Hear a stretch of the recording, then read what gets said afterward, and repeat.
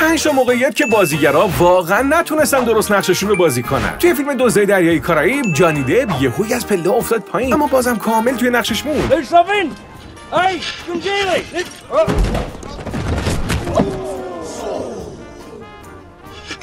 توی فیلم نعی و سیمی ایسا فیشر برای یه تردستی باید میپری توی یه آکواریوم پر از آب، اما اوضاع وقتی جدی شد که زنجیراش واقعا گیر کرد. همه فکر میکردن داره نقش بازی میکنه ولی اون واقعا داشت خفه میشد. توی اونجرز اینفینیتی وار یه صحنه رو هی مجبور شدن دوباره بگیرن. چرا؟ چون یه بازیگر پس زمینه هی نمیتونست نقشش رو نگه داره.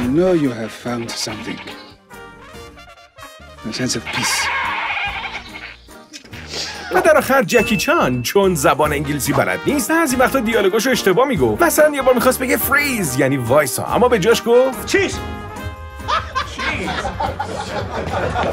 What? Freeze. A freeze.